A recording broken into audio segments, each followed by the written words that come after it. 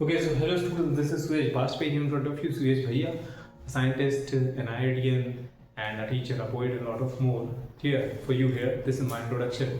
तो आज हम बात करने वाले हैं कि भैया एग्ज़ाम के पहले है ना आपको क्या सोचना चाहिए, कैसे रिएक्ट करना चाहिए। ऑलराइट, देखो भाई एग्ज़ाम सबके आते जाते रहते हैं, ठीक है। MS धोनी है ना, MS धोनी क्या बोलते हैं कि अगर आपने साल भर प्रिपरेशन करी है, ठीक है, तो भी एक दिन से फ़र्क नहीं पड़ेगा, और अगर आपने साल भर प्रिपरेशन नहीं करी है तो भी एक दिन से फ़र्क नहीं पड़ेगा, ठीक है।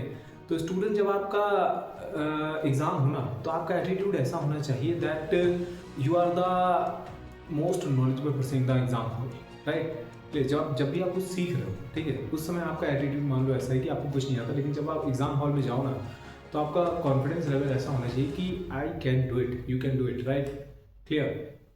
और जब आप इस कॉन्फिडेंस लेवल से आगे बढ़ते हो, ठीक है, तो पेपर एक खेल हो जाता है, राइट। आपने देखो मेहनत करी है ना, पूरा साल भर मेहनत करी है, ठीक है, या फिर जो भी पीरियड है आपने उसमें मेहनत करी है, आपने उसमें अपना अटेम्प्ट दिया है, ठीक है।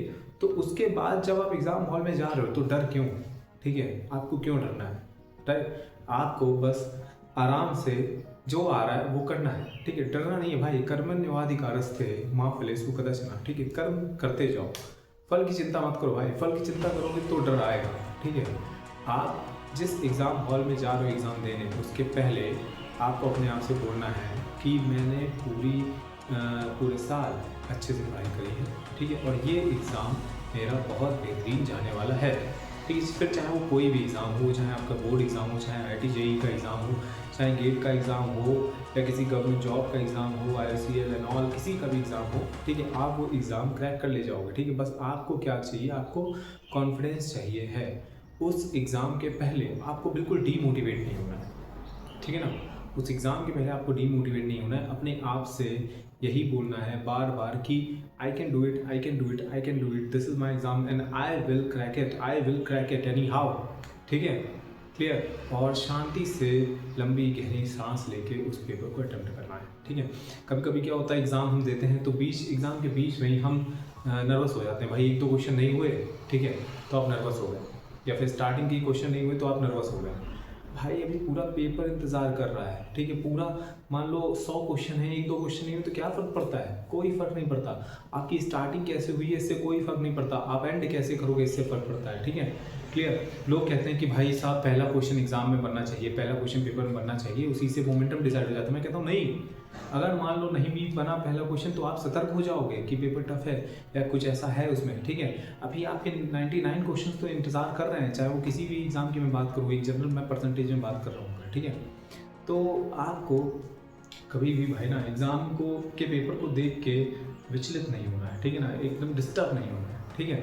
आपको सोचना है कि मैंने साल भर जब मेहनत करी है, इस तरीके के क्वेश्चन सॉल्व करे हैं, तो ये एग्ज़ाम कौन सी बड़ी चीज़ है। मैंने इस तरीके से कि इतने सारे टेस्ट दिए हैं, ठीक है, तो ये एग्ज़ाम कौन सी बड़ी चीज़ है भाई। मैं एकदम सतर्कता से लगा रहा हूँ, ठीक है, पूरी ऑनेस्टी से मैंने प्रिपरेशन करी है, तो एग्ज़ाम कौन सी बड़ी चीज़ है, ठीक है।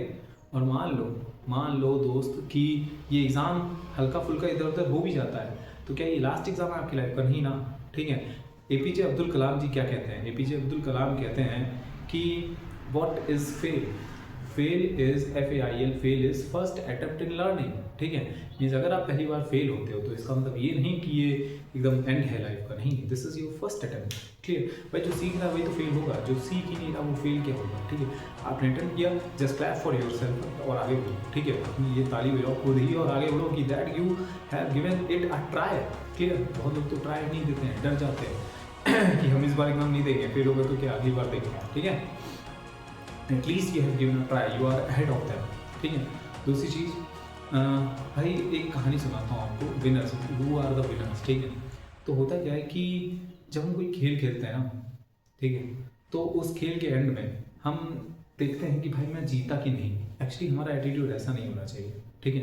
ये एजुकेशन सिस्टम की वजह से हमारा एटीट्यूड ऐसा बन गया है, लेकिन ऐसा होना नहीं चाहिए। एटीट्यूड कैसा होना चाहिए भाई, जब खेल ख़त्म हो गया, हमने उस खेल को पूरी शिद्दत से खेला, ठीक है, फिर उसके बाद जब खेल ख़त्म हो गया तो हमें ये नहीं सोचना चाहिए कि हम जीते कि हारे, नहीं। हमें सोचना चाहिए, अपने आप से क्वेश्चन करना चाहिए क्या, कि have we given our best to this game और to this exam, if the answer is yes then we are the winner, ठीक है। अगर आपका आंसर येस है, हाँ है, तो आप ही विजेता हो, then you are a winner, ठीक है। मीन्स गेम के और जो लाइफ है, ये जो एग्ज़ाम्स हैं, इसमें जीतने हारने का कोई वो नहीं है, ठीक है, कोई पैरामीटर नहीं है।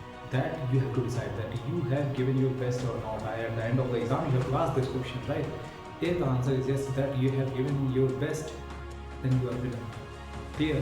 And if the answer is no, then you have to give your extra efforts, and this time you have to make it happen to yes, clear, that you have given your best, right. So this is what I want to say, ठीक है। हम exam से विचलित नहीं होंगे, घबराएंगे नहीं, ठीक है, क्योंकि this is not the last exam of your life, ठीक है। और अभी बहुत से एग्ज़ाम्स लगे हुए हैं लाइन वाई फेब में, गेट का एग्ज़ाम है, ठीक है, आपके बोर्ड्स एग्ज़ाम भी हैं, ठीक है, IIT JEE का एग्ज़ाम भी आने वाला है, नीट का एग्ज़ाम आएगा, तो बहुत सारे एग्ज़ाम्स आएंगे, ऑल राइट। आप इस वीडियो को सेव कर लो, इस ऑडियो को सेव कर लो, कभी भी कोई भी दिक्कत हो, डर लगे, दिक्कत हो, है ना, या एंग्जाइटी फील हो रही है, तो इसको आराम से आँख बंद करके सुनना, ठीक है, और अपने आप से बस यही बोलना कि you will make it, definitely, right? Thank you.